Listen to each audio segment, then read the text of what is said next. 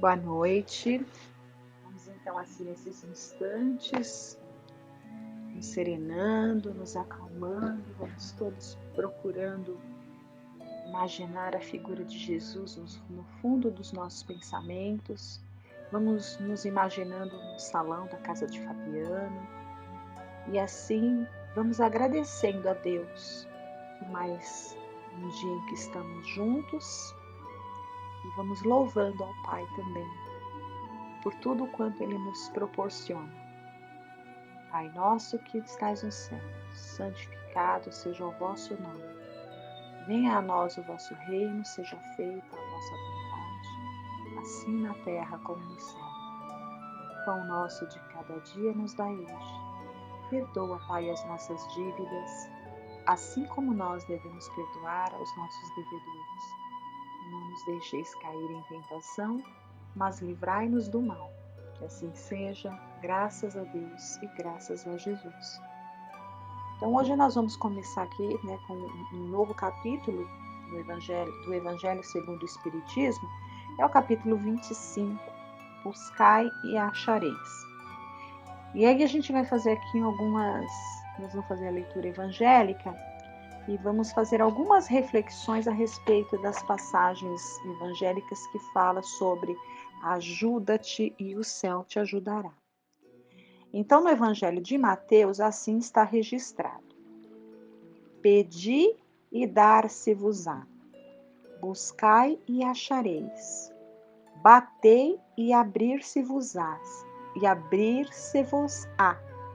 porque todo o que pede recebe, e o que busca acha, e a quem bate abrir-se-á. Ou qual de vós, porventura, é um homem que, se seu filho lhe pedir pão, lhe dará uma pedra? Ou porventura, se lhe pedir um peixe, lhe dará uma serpente? Pois se vós outros, sendo maus, sabeis dar boas dádivas a vossos filhos, quanto mais vosso Pai, que está nos céus, vos dará boas dádivas aos que lhe pedirem. Isso está em Mateus, no capítulo 7. E já dá margem aí a muitas reflexões,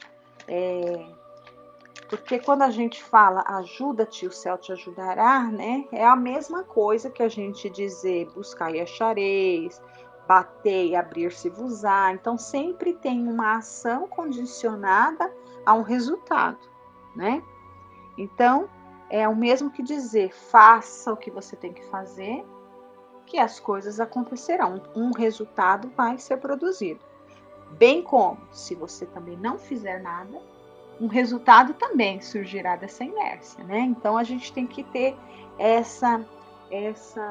esse entendimento. Só que da forma como foi colocado, as palavras que foram utilizadas e que ficaram registradas no Evangelho, elas são palavras, são verbos que nos dão a ideia, nos mostram uma ação positiva e não uma inércia, Então, buscar, ajudar, bater na porta, ir atrás. É uma coisa que nos convida à ação e não à inércia, para ter o resultado.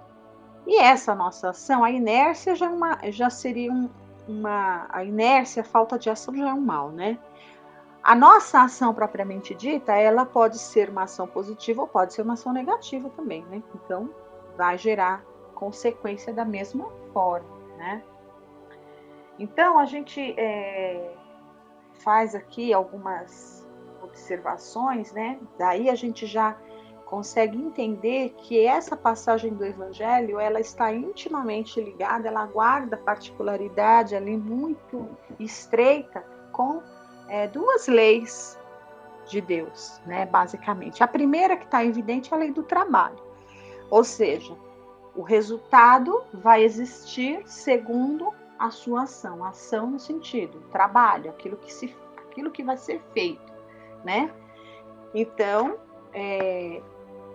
o resultado dessa nossa ação pode ser um progresso, que seria a lei do progresso, a gente trabalhar para um progresso, ou se a gente preferir ficar omissos, não trabalhar, ou, ao contrário, trabalhar, né, gastando as nossas energias com coisas erradas, com coisas ali que não vão proporcionar um progresso para a gente em nenhum sentido. A gente sabe que não existe a lei do regresso, mas existe ficar estacionado, né? Então, da forma como Jesus coloca no Evangelho, é com vistas à lei do trabalho que nos conduz ao progresso, né? Então, nesse sentido, que a gente vai aprender a fazer por nós, né? Nós temos que fazer por nós. Nós estamos inseridos aí nas nossas situações, né? Nas nossas provas, nas nossas dificuldades. Nós estamos aqui na vida, né? Passando por 1001 problemas. Cada um de nós tem, né? Os nossos problemas. E aí o que essa leitura nos convida a fazer, né? Ela nos convida para que nós mesmos façamos alguma coisa por nós, usando a nossa inteligência, né? Usando a nossa razão e saindo da inércia, agindo. É assim. Quando a gente pensa nos primórdios aí da humanidade, mas nos primórdios, quem era a humanidade nos primórdios? Éramos nós mesmos, encarnações lá para trás, né? Encarnações onde estávamos menos evoluídos do que estamos hoje. Então, lá para trás, nos primórdios da humanidade, em encarnações pregressas, né? Então, toda vez que a gente falar da humanidade no passado, vamos pensar que aquela humanidade do passado éramos nós, porque nós somos espíritos eternos, né? Então, lá no passado, a gente pegando sempre, eu gosto muito de pegar, os livros de história são maravilhosos para a gente estudar a doutrina espírita, né? Porque a gente vê sem equívoco que nós estamos evoluindo, né? Claro que percebe sem equívoco que a gente evolui mais num ponto do que em outro, mas que também estamos evoluindo, né? Nesse outro ponto que a gente está um pouquinho mais atrasado, que é o campo da moral, né? Mas só olhando a história a gente vai perceber que a gente caminha para isso. Então, lá no passado, nós nos movimentávamos, nós buscávamos, né? nós batíamos as portas, nós movimentávamos o nosso trabalho para somente para as nossas necessidades materiais, só para a gente poder garantir enquanto espécie vivos, né? Então a gente se movimentava para poder comer, para poder se proteger das intempéries, né? Era para sobreviver mesmo. Era assim que a gente usava a nossa inteligência, né? Ali muito aliada com os nossos instintos para preservar a nossa espécie. Mas agora nós estamos numa fase evolutiva e, aliás, diga-se de passagem, estamos numa fase decisiva, né? Que vamos aí passar por um momento de evolução ainda mais intenso. Estamos passando já, né? Em que é exigido de nós um algo a mais nesse sentido de trabalho, né? De ação. É exigido algo a mais do que só correr atrás das nossas necessidades de sobrevivência, né? Então, nós estamos num momento em que nós temos que trabalhar para aprimorar mais a nossa moral, o nosso ser, né? E é trabalhando que nós vamos assim atingir esse progresso moral, né? E também o progresso material. Parado ninguém consegue nada, ninguém evolui parado. E nas conquistas morais também, a gente tem que colocar os nossos bons sentimentos em ação, o amor em ação, né? Aí nós vamos estar buscando ativamente o nosso progresso moral, né? Só que uma vida é um lapso de tempo muito breve para que a gente consiga fazer ali transformações. Às vezes a gente vai analisando, né? A gente chega numa fase da nossa vida, assim, eu tô com 50 anos agora, e às vezes a gente fica pensando, puxa, se eu tivesse a forma de ver, se eu tivesse os conhecimentos, se eu tivesse a experiência de vida que eu tenho hoje, o modo de ver as coisas hoje, há 10 anos atrás, há 20 anos atrás, nossa, quanta coisa não teria feito de diferente, né? A gente faz essa análise na nossa vida naturalmente. Quando a gente vai aprendendo coisas boas, a gente vai pensando, puxa, se eu tivesse condições de saber disso lá antes, né, teria evitado. Isso é muito natural nos seres humanos.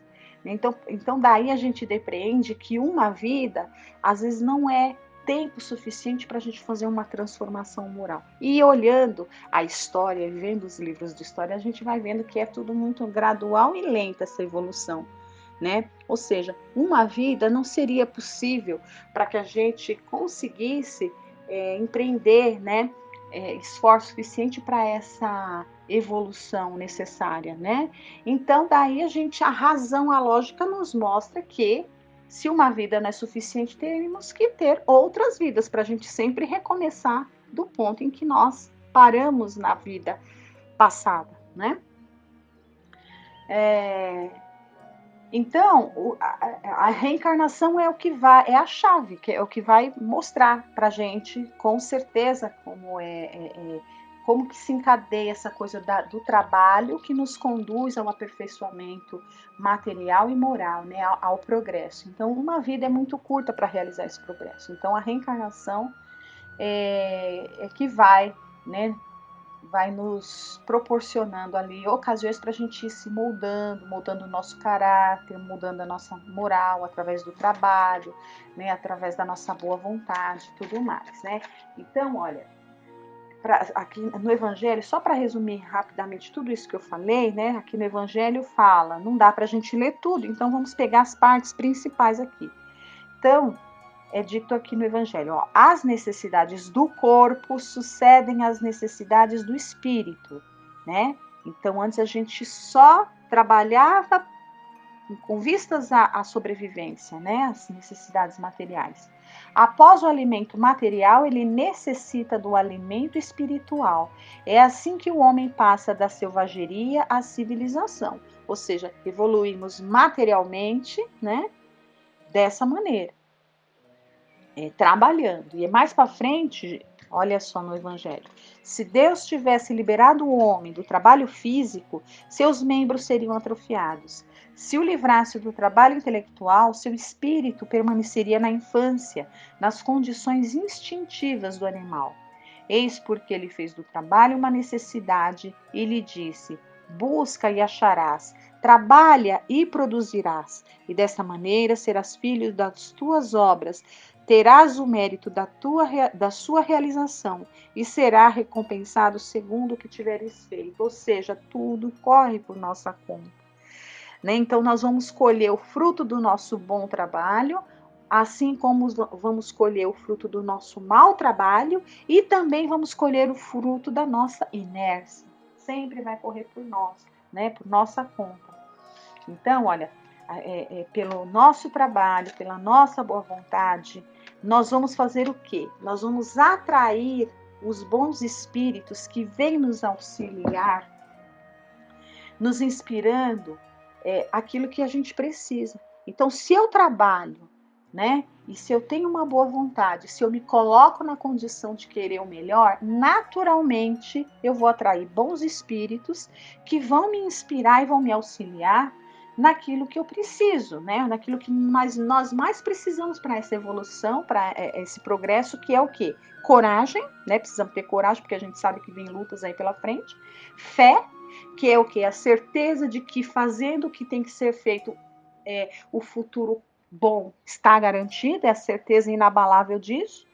E atitude, que é o trabalho em si, né? Então é um círculo vicioso, você vai trabalhando e vai sentindo necessidade de trabalhar mais, né? É assim que funciona. E aí nós vamos atraindo sempre esses bons espíritos, ou seja, vamos estar sempre achando aquilo que nós buscamos, né? Da mesma forma, a inércia e a ociosidade, né? E as ações no mal, né, que são contrárias às leis de Deus e nos mantém nas trevas do atraso moral e material e da ignorância, também pode ser inspiradas e insufladas pelos maus espíritos. Então, da mesma forma, o mecanismo é exatamente o mesmo, né? Também, se a gente se mantém nessa condição de pensamento, né, nessa condição espiritual, de comportamento, nós também vamos atrair. Porque, de alguma forma, nós também estamos buscando isso. Né? A nossa inércia, não fazer nada já é fazer mal. Né? Então, essa nossa inércia e essa ociosidade, que são contrárias às leis de Deus, também vai fazer com que a gente atraia, né, espíritos com semelhante propósito, com semelhante pensamento. Espíritos que vão ali nos inspirar e nos insuflar a permanecer ali nessa situação, né, de estarmos estacionados, né, perdendo tempo. Então, aqui, para encerrar o Evangelho, né, então, antes de encerrar com o Evangelho, eu quero ler a questão 663 do Livro dos Espíritos, que vem falar para a gente justamente como é que a gente tem que se portar, o que é essa busca que a gente deve empreender nas nossas vidas, né? Então, Kardec pergunta na questão 663, no capítulo que vai falar da prece, né? As preces que fazemos por nós mesmos podem modificar a natureza das nossas provas e desviar-lhes o curso? Então, a gente começou na leitura do Evangelho falando que nós passamos por desafios que são as provas da vida, né? E aí a gente tem que trabalhar para poder minimizar. Então, vamos ver aqui o que é, né, na parte filosófica, que os espíritos vêm nos ensinar a respeito da prece. Olha, vossas provas estão nas mãos de Deus, e há as que devem ser suportadas até o fim, mas Deus leva sempre em conta a resignação. A prece atrai a vós os bons espíritos que vos dão a força de a suportar com coragem. Lembra que nós falamos? Coragem. Se a gente se liga aos bons espíritos, se a gente se mune de coragem, de vontade, né, para um bom trabalho, né, arregaçar as mangas para trabalhar em prol de nós mesmos, eles vão nos inspirar coragem, fé, né, e a ação. Então elas vos parecem menos duras. Então esses espíritos vêm para nos ajudar a suportar, né, eles nos inspiram ali através quando a gente faz a prece, a suportar com coragem as nossas provas. Então então essas nossas provas parecem menos duras. Já os dissemos, a prece nunca é inútil quando bem feita, porque dá força, o que já é um grande resultado. Ajuda-te a ti mesmo e o céu te ajudará. Sabes disso. Aliás, Deus não pode mudar a ordem da natureza ao sabor de cada um, porque aquilo que é um grande mal do vosso ponto de vista mesquinho, para a vossa vida efêmera, muitas vezes é um grande bem na ordem geral do universo. Então, nós não sabemos aquilo que a gente julga que é difícil, é um grande, né? Quando a gente sai vitorioso daquela situação, é uma grande conquista para o espírito, né? Além disso, de quantos males o homem é o próprio autor por sua imprevidência ou por suas faltas, ele é punido no que pecou. Não obstante, os vossos justos pedidos são, em geral, mais escutados do que julgais. É que a gente não sabe pedir. Se a gente soubesse pedir, se a gente pedisse a coisa certa, né? E através da fé, a gente teria absoluta certeza que nós somos muito mais ouvidos do que o que a gente pensa. E, no entanto, a gente está sempre achando que não somos ouvidos. Pensais que Deus não vos ouviu porque não fez um milagre em vosso favor, quando, entretanto, vos assiste por meios tão naturais que vos parecem o efeito do acaso ou da força das circunstâncias. Aí, quando acontece alguma coisa, a gente fala, ai, que sorte. Nunca a gente, né? Quando acontece alguma coisa de positivo, a gente fala, ai, que sorte, ai, que ideia que eu tive. A gente nunca agradece a Deus, né? Frequentemente ou mais frequentemente, ele, né, Deus, vos suscita o pensamento necessário para sairdes por vós mesmos do embaraço. Então, quando a gente busca se colocar nessa condição, a gente vai encontrar os meios, né? É isso que está dizendo. E finalizando aqui, né, o Evangelho, para finalizar com um resumo certo do que a gente tem que entender nessa de buscar e achareis aqui, olha, é o seguinte: pedi a luz que deve clarear o vosso caminho e ela vos será dada. Pedi a força de resistir ao mal e a tereis. Pedi a assistência dos bons espíritos e eles virão ajudar-vos. E como o anjo de Tobias vos servirão de guias. Pedi bons conselhos e jamais vos serão recusados. Batei à nossa porta, né? Ao nosso, a nossa porta, a porta dos espíritos. Vamos conversar com o nosso anjo da guarda, vamos ter esse hábito salutar, né? De conversar mentalmente com esse anjo protetor que está do nosso lado sempre. Batei à nossa porta e ela vos será aberta, mas pedi sinceramente, com fé, fervor e confiança. Apresentai-vos com humildade e não com arrogância, sem o que sereis abandonados às vossas próprias forças, e as próprias quedas que sofrerdes constituirão a punição do vosso orgulho. É esse o sentido dessas palavras do Cristo: buscai e achareis, batei e abrir-se-vos-á. Então, não importa qual é a porta que nós vamos bater, ela vai ser aberta, né? Então a gente tem que ter muito certo isso. Vamos bater na porta certa. Vamos buscar através da prece os bons espíritos.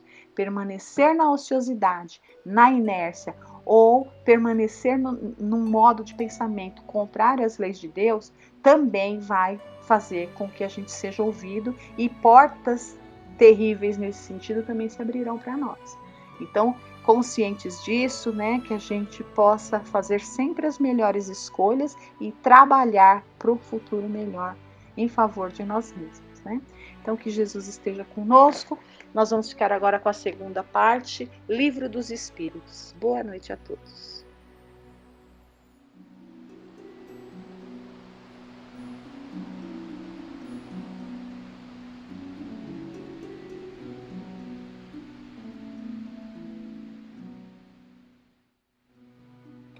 Boa noite a todos. Vamos agora fazer reflexões sobre questões do Livro dos Espíritos.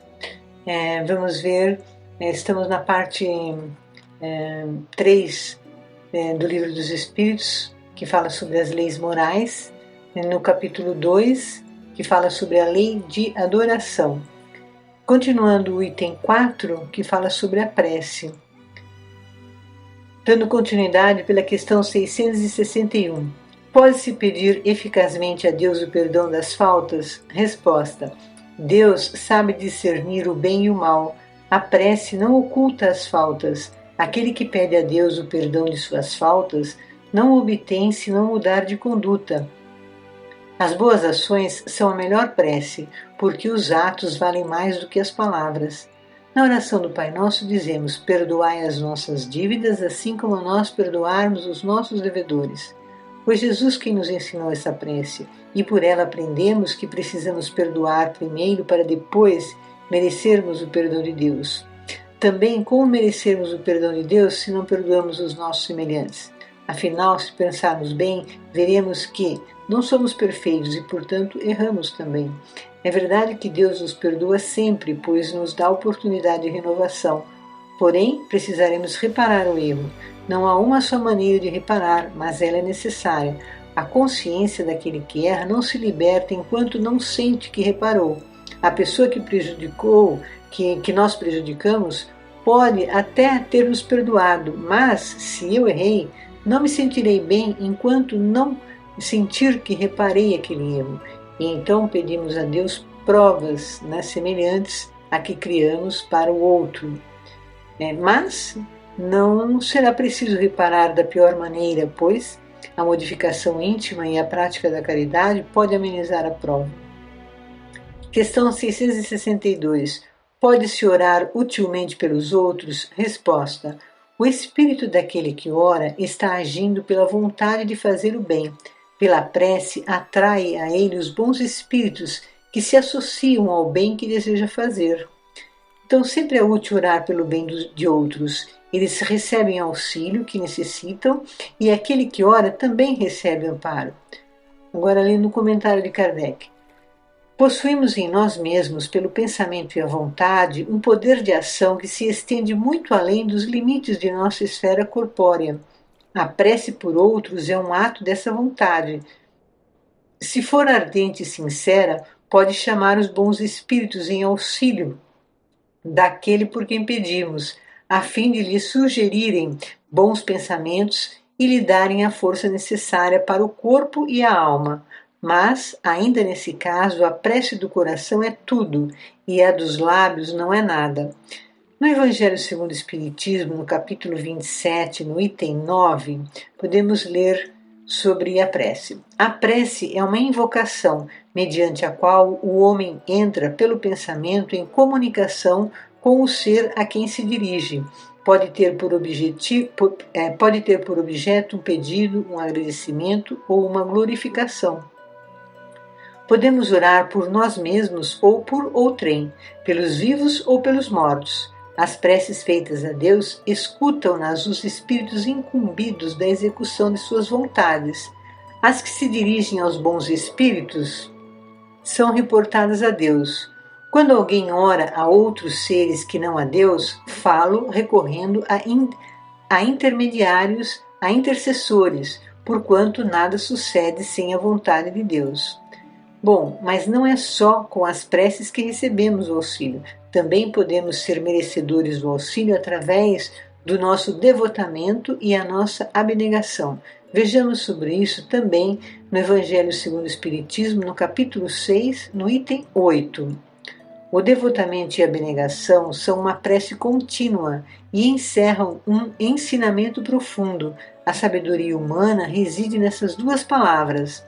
Possam todos os espíritos sofredores compreender essa verdade, ao invés de reclamar contra as dores, os sofrimentos morais que são neste mundo o quinhão, tomais, pois, por divisa estas duas palavras, devotamento e abnegação, e sereis fortes, porque elas resumem todos os deveres que vos impõe a caridade e a humildade.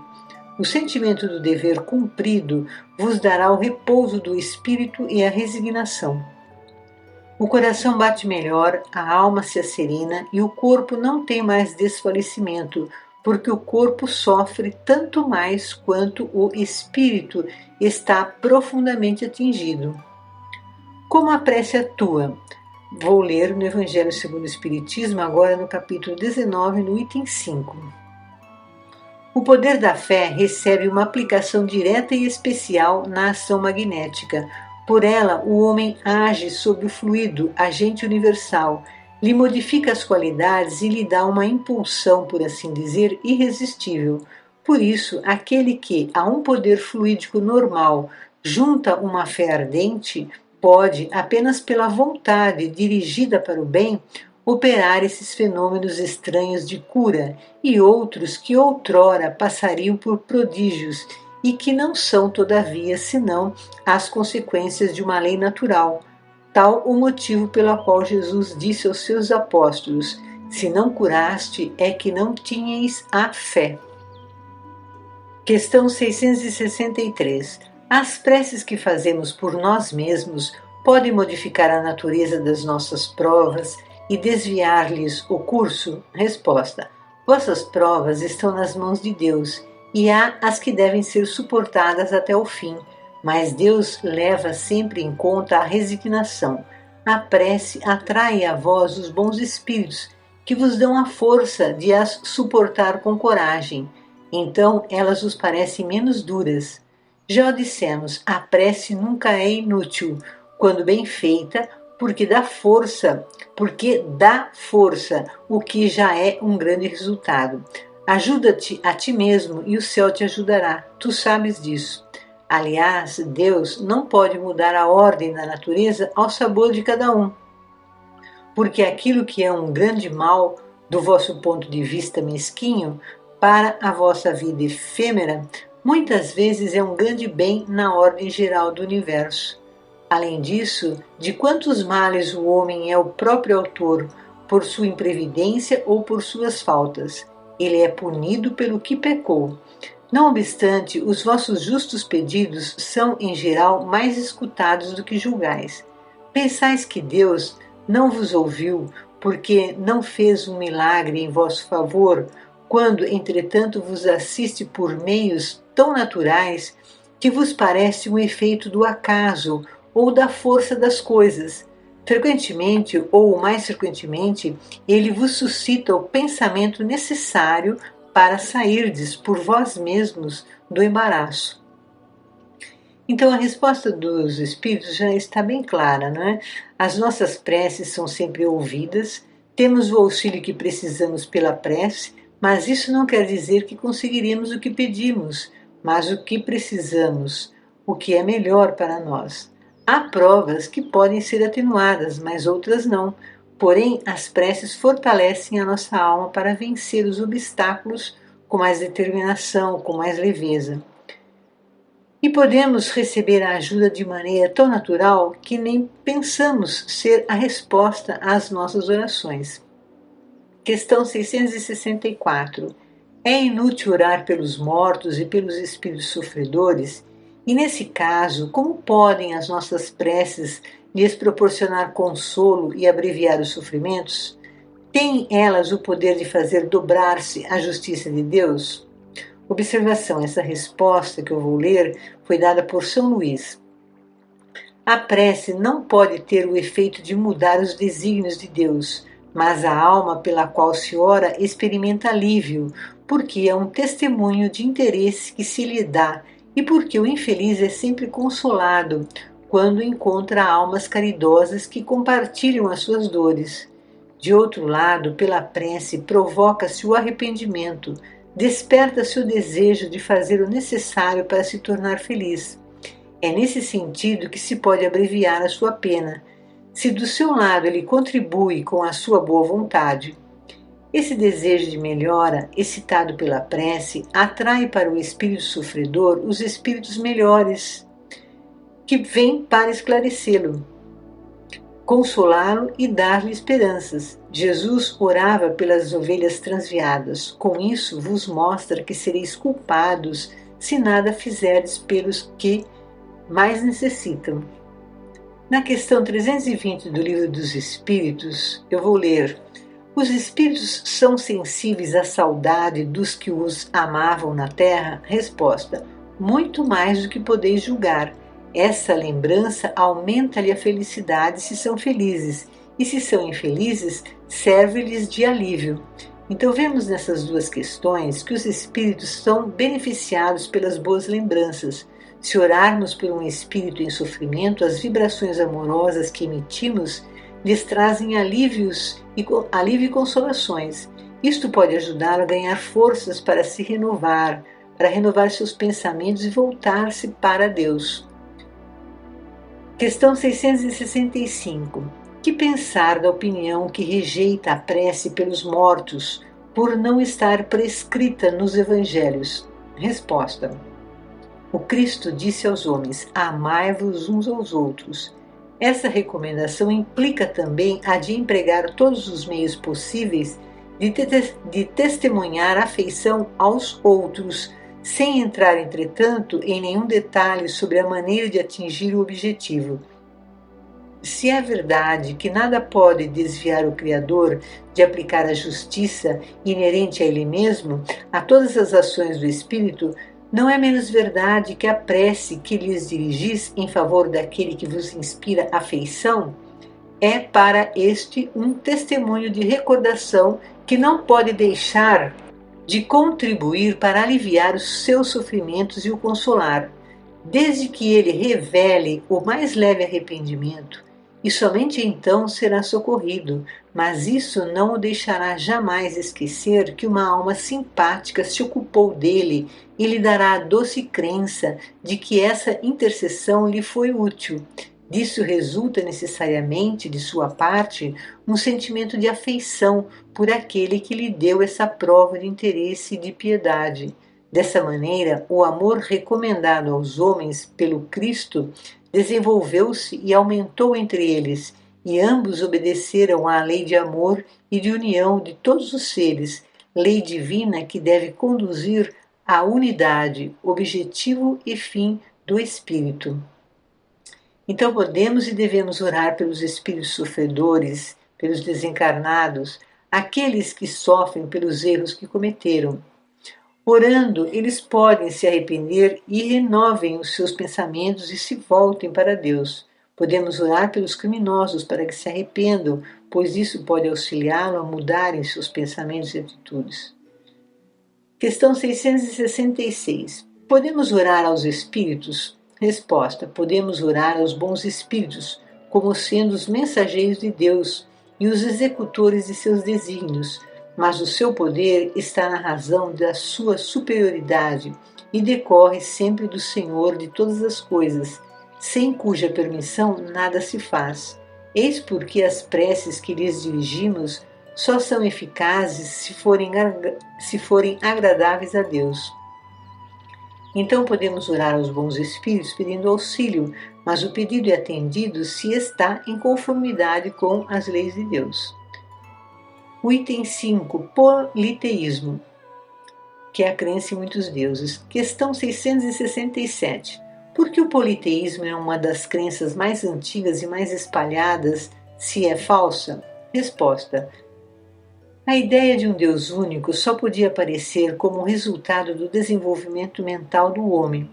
Incapaz na sua ignorância de conceber um ser natural, sem forma determinada, agindo sobre a matéria, ele lhe havia dado os atributos da natureza corpórea, ou seja, uma forma e uma figura, e desde então tudo o que lhe parecia ultrapassar as proporções da inteligência comum tornava-se para ele uma divindade. Tudo quanto não compreendia devia ser obra de um poder sobrenatural. E disso a acreditar em tantas potências distintas quantos efeitos pudesse ver. Não ia mais do que um passo. Mas, em todos os tempos, houve homens esclarecidos que compreenderam a impossibilidade dessa multidão de poderes para governar o mundo sem uma direção superior, e que se elevaram ao pensamento de um Deus único. Então o politeísmo é uma crença em vários deuses. O homem, no início de sua evolução, não podia mesmo compreender os fenômenos naturais, mas identificava um poder superior nesses fenômenos que não deixam de ser extraordinários, pela beleza e também pelo poder que representam. Hoje podemos entender o fenômeno de um raio, mas nem por isso deixa de ser um fenômeno surpreendente. Os homens primitivos, não compreendendo esses fenômenos, admitiam um ser superior para cada fenômeno que consideravam extraordinários. O fogo, por exemplo, era considerado algo extraordinário, enquanto o homem não aprendeu a produzir, enquanto ele não aprendeu a produzir o fogo. Questão 668. Os fenômenos espíritas, sendo produzidos desde todos os tempos e conhecidos desde as primeiras eras do mundo, não podem ter contribuído para a crença na pluralidade dos deuses? Resposta: sem dúvida, porque aos homens se chamavam Deus a tudo o que era sobre-humano. Os espíritos pareciam deuses. E também por isso, quando um homem se distinguia entre os demais pelas suas ações, pelo seu gênio ou por um poder oculto que o vulgo não podia compreender, faziam dele um deus e lhe rendiam culto após a morte.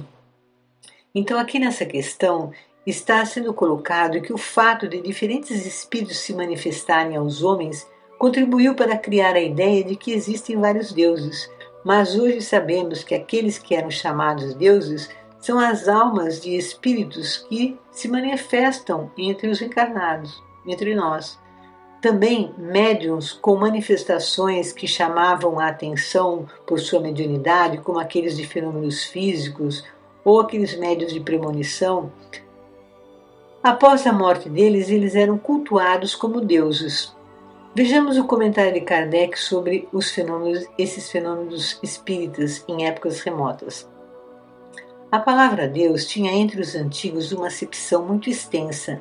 Não era, como em nossos dias, uma designação do Senhor da natureza, mas uma qualificação genérica de todos os seres não pertencentes à condição humana, às condições humanas. Ora, tendo as manifestações espíritas lhes revelado a existência de seres incorpóreos que agem como forças da natureza, eles os chamaram deuses, como nós os chamamos espíritos. Uma simples questão de palavras, com a diferença de que, em sua ignorância, entretida deliberadamente pelos que tinham interesse em mantê-la, elevaram templos e altares lucrativos a esses seres, enquanto para nós eles não passam de criaturas nossas semelhantes, mais ou menos perfeitas, despojadas de seu envoltório terreno. Se estudarmos com atenção os diversos atributos das divindades pagãs, reconheceremos sem dificuldade todos os que caracterizam os nossos espíritos, em todos os graus da escala espírita. Seu estado físico nos mundos superiores, todas as propriedades do perispírito e o papel que exercem no tocante às coisas terrenas. O cristianismo, vindo aclarar o mundo com a sua luz divina, não podia destruir uma coisa que está na própria natureza, mas fez que a adoração se voltasse para aquele a que realmente pertence. Quanto aos espíritos, sua lembrança se perpetuou sob diversos nomes, segundo os povos e suas manifestações, que jamais cessaram, foram diversamente interpretadas e frequentemente exploradas sob o domínio do mistério. Enquanto a religião as considerava como fenômenos miraculosos, os incrédulos as tomavam por charlatanice. Hoje, graças aos estudos mais sérios, feitos à plena luz, o Espiritismo, liberto das ideias supersticiosas que o obscureceram através dos séculos, nos revela um dos maiores e mais sublimes princípios da natureza. Então, através do Espiritismo, sabemos que a vida continua após a morte, que aqueles que desencarnaram estão no plano espiritual e podem, com a permissão de Deus, se comunicar conosco, trazer conhecimentos, trazer conselhos e, com assim, interagir com os encarnados, nos auxiliando. Bom, agora vamos finalizar orando a Deus, pedindo por todos aqueles que necessitam de auxílio, de amparo, por todos aqueles que estão em situações de desespero, sentindo-se desamparados, que todos recebam de nossas vibrações amorosas e o auxílio dos espíritos amorosos. Pai nosso que estais nos céus, santificado seja o vosso nome, venha a nós o vosso reino, seja feita a vossa vontade, assim na terra como no céu. O pão nosso de cada dia dai-nos hoje. Perdoai as nossas dívidas, assim como nós perdoarmos os nossos devedores. E não nos deixeis cair em tentações, mas livra-nos, Senhor, de todo mal, que assim seja.